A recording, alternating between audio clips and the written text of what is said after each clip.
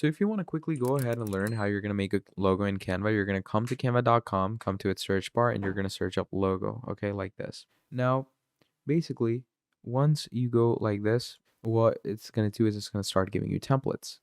Now from here, you're going to choose any thing from which will obviously work well with your, logo lookout. So let's say I'm going to go with this. Now, once you go with this, you're going to click on customize this template. And once we go over here, what's going to happen is you're going to get a basic template to work out with. So obviously this is a pretty good logo in as itself, but if you want to go ahead and add something of your own, first of all, we're going to come to elements. What's going to happen from here is you're going to add in a shape. So let's say I'm going to add in a circle.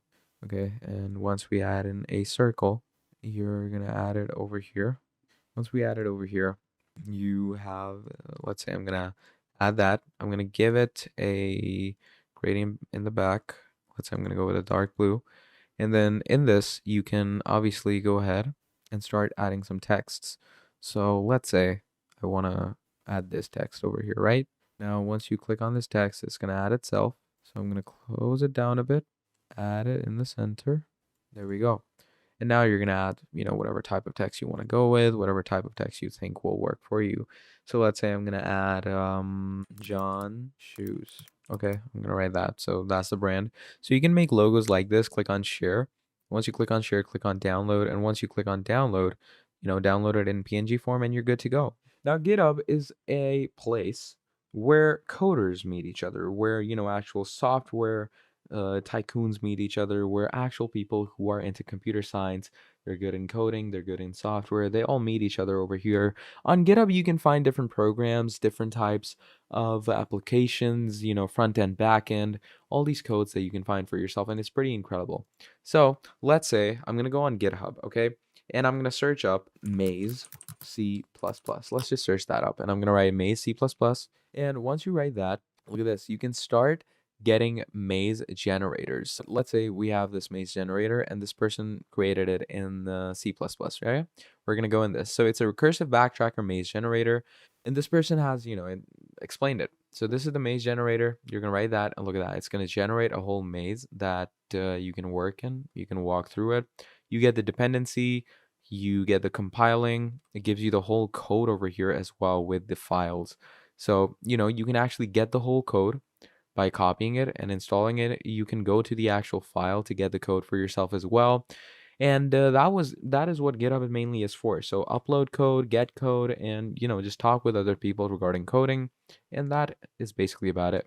So that's GitHub. Thank you for watching, and I'll see all of you next time. Goodbye. Trello tutorial, how to use Trello. Hello everyone, welcome back to another video. I hope you all are doing great and are having an amazing day. In this video, I'm going to be quickly showing you on how you can use Trello for yourself in the easiest and most simplest ways possible. So to do this, what you're going to do is, first of all, you're going to come to Trello.com, create an account. Now, to use Trello, what you're going to do is you're going to click on Create, and you can actually create a board. So you're going to click on Create a Board, and once you click on Create a Board, you're going to enter any board title for yourself and get that board up and running. Now, once you get that board up and running, so let's say I have created this board for myself, right? I'm going to go straight into this board. It's going to look somewhat like this, okay? Now, how do you add things in this? So to add components, first of all, you're going to click on list, and look at that. You can add lists for yourself. So, it's pretty easy to add lists. Then in the lists, you can add cards and just keep on adding more cards. And to edit those cards, you're going to click on them, and you can change their descriptions. You can change their activity statuses, and you can change every other aspect of it, like members, labels, checklist, dates, attachment, cover, custom fields, dependency, estimation, and all these things. Pretty straightforward and pretty easy stuff to get your head around. And that is how you're going to use Trello. So thank you for watching, and I'll see all of you next time. Goodbye. MailChimp tutorial. Hello everyone, welcome back to another video. In this video, we're going to be talking about MailChimp and how you can use this absolutely incredible software, okay? So to start off with MailChimp, what you are going to want to be doing is obviously you're going to, sign up with an account. Now, what is MailChimp used for?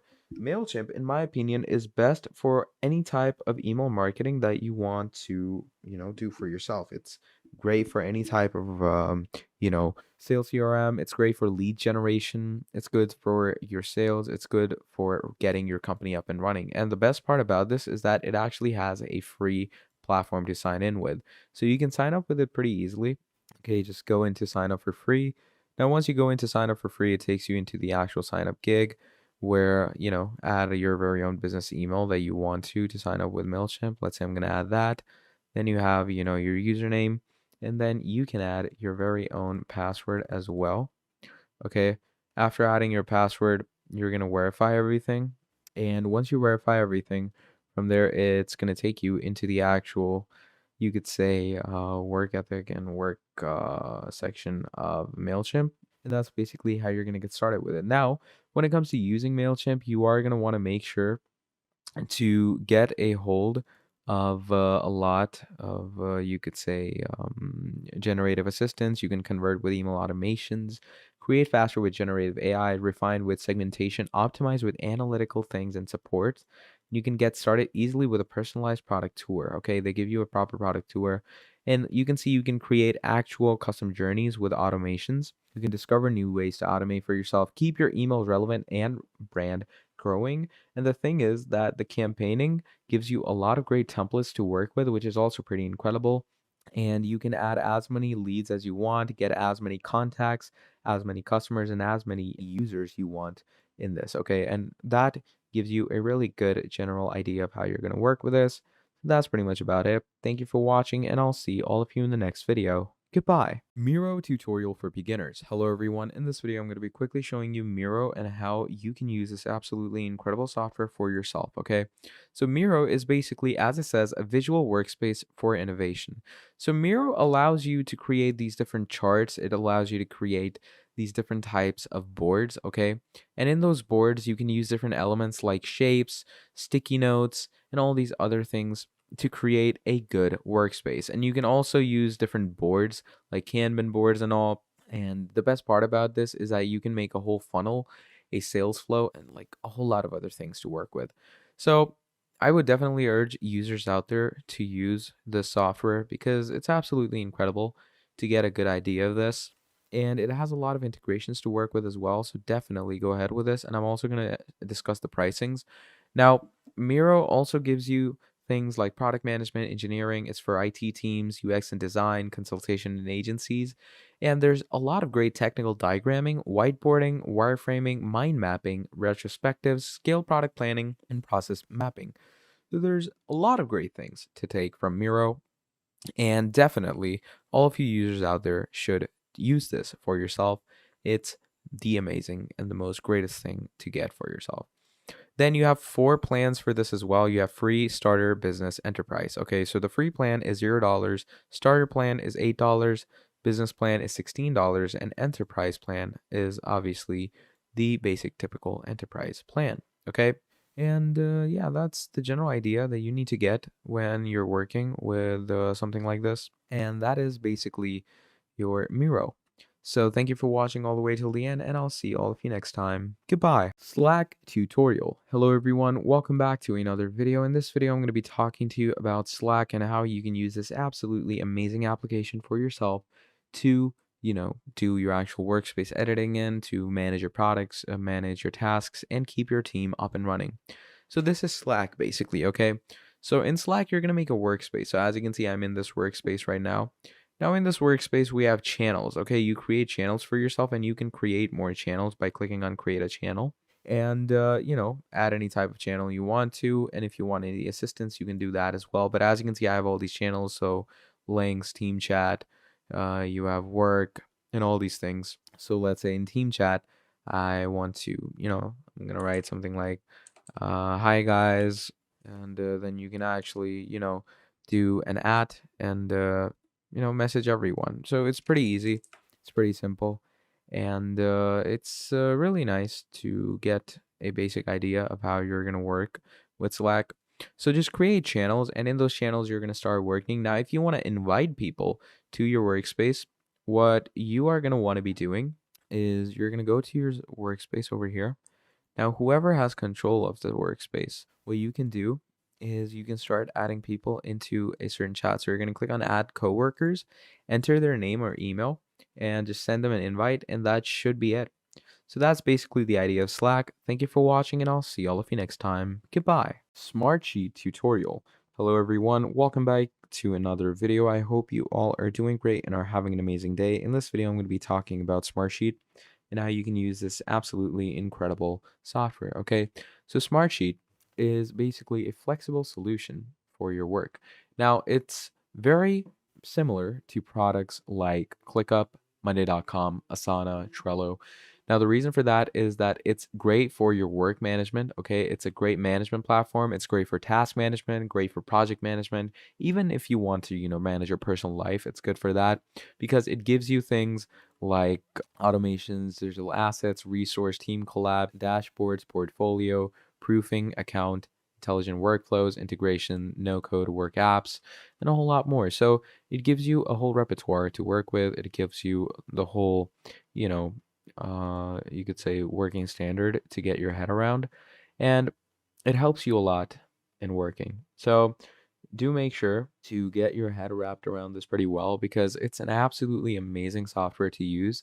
And I would urge all you users out there to get a good grasp of this, to get a good idea of this, because like products like Smartsheet will help you tons. Okay. So that's pretty much the main idea about Smartsheet. Thank you for watching, and I'll see all of you next time. Goodbye. Rike tutorial. Hello everyone. In this video, we're going to be quickly talking about Rike and how you can use this platform for yourself. It's one platform to streamline all workflows for you, a single app for all departments. You can manage projects, organize work, integrate all your favorite tools, and collaborate and drive efficiency for yourself. So Rike is your, team dashboard or team planning statement where you can actually mess around with different components of your work, okay? And you can actually use Rike in different ways. So if you've used, stuff like Monday.com, or you've used Asana, or you've used ClickUp, then Rike will also work greatly for you. And trust me, Rike works great. It has automation, it has Gantt charts, project resource planning, and it has a great visualized dashboard where you can get tasks, processors, and a lot more. So you can see that you can get your analytics in this section as well. And these are all the organizations that use Rike. So there's P&G, Sega, Lyft, Siemens, Pfizer, Ogilvy, T-Mobile. So you have a lot of features and brands using these. Then you can auto organize your intake, custom build for your teams, gain big pictures, visibility, customer success stories. You get Aerotech, Fitbit, Inspiration. All these people use it, and it has great reviews as well. So it's great to start off with it. It's great to use, and you can actually see why Rike. So it has great marketing, professional services, PMO, creative design, also has a great CMS. You get task management, workflow management, and the best thing, project management, where you can plan agile products. Now, planning projects for yourself is a different way to work as well, because you are going to want to make sure that the management works incredibly and the management works normally when you're actually getting the basic concept and basic idea of this, okay? So that's pretty much about it when it comes to Rike. So thank you for watching, and I'll see all of you next time. Goodbye.